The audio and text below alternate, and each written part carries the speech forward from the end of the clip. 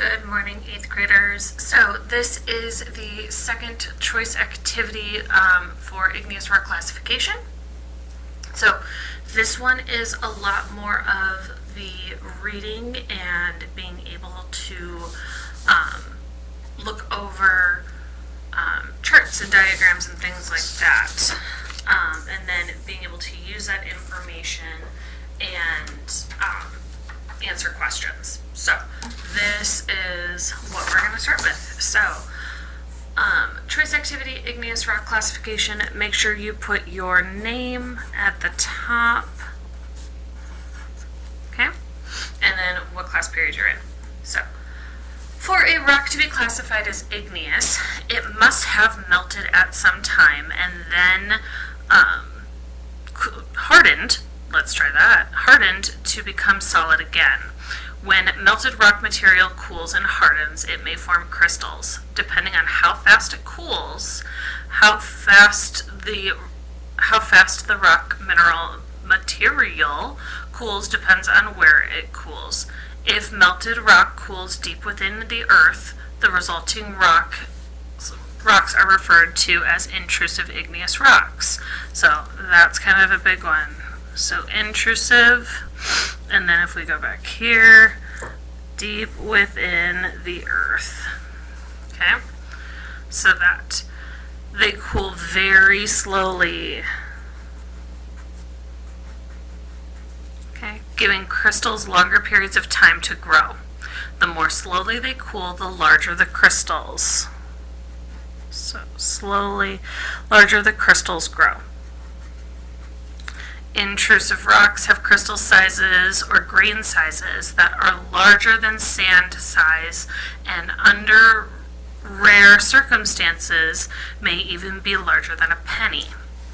If the melted rock material cools near or even on Earth's surface, and now we're looking near or on Earth's surface, the resulting rocks are called extrusive igneous rocks.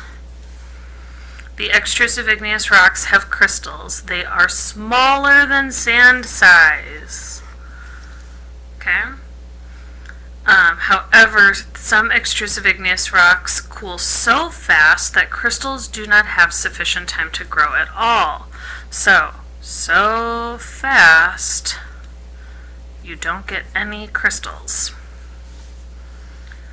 Sometimes when extrusive igneous rocks are cooling, volcanic gases or bubbles through the melted rock material, much like water vapor bubbles through boiling water.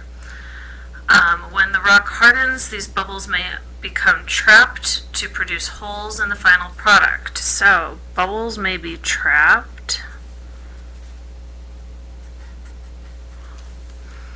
The holes tend to make the rocks light in weight. Okay? So, on here we have the composition. So, the difference between very, very felsic rocks, meaning they have a lot more aluminum, or mafic rocks, which have a lot of iron and magnesium. Then we have their density. Felsic tend to be far lower in density versus mafic tend to be much higher in density, as well as the color tends to be lighter or even red all the way to dark colors or green. Okay, if we look down here, we have our intrusive igneous rocks going across the top. Then we have extrusive, which covers from here all the way down.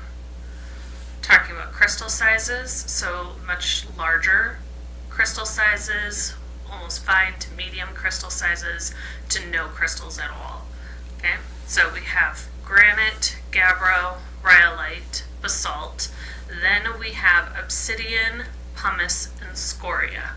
Okay, obsidian, pumice, and scoria all have a little bit more detail to be able to help you answer the questions on the back. So,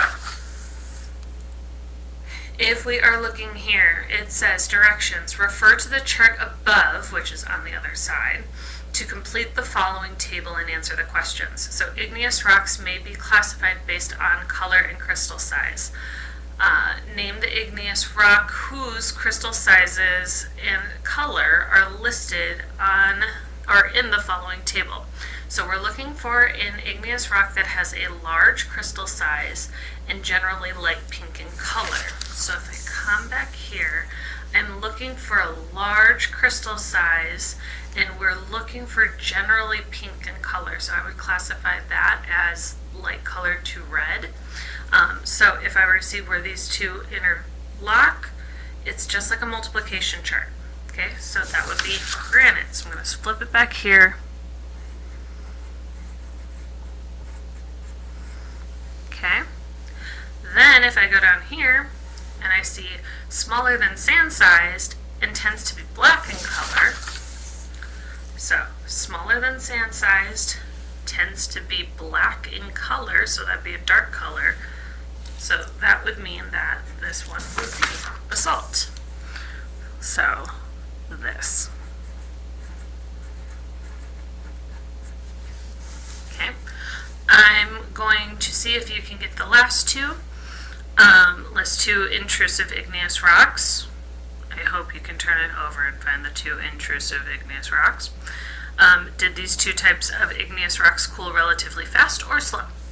And then explain your answer. How do you know that they cooled fast? How do you know that they cooled slowly? Refer back to your reading if you're really confused. Do all extrusive igneous rocks contain crystals? Yes or no? So you are going to put here yes or no. Okay? That is how you're going to answer this one. And then explain your answer. Why do they all have crystals, or why do they not all have crystals? Why do some igneous rocks have bubble holes? List two extrusive igneous rocks that contain crystals. Granite and obsidian are similar chemically. How are they different? Okay, and then finally, what igneous rock may have cooled deep beneath Earth's surface and have a dark blackish green color? Okay, just based off of your chart on the front. No other information should need to be researched, but you got this. Awesome. If you do have any questions, please feel free to ask your teacher and we will answer them to the best of our abilities. Thank you.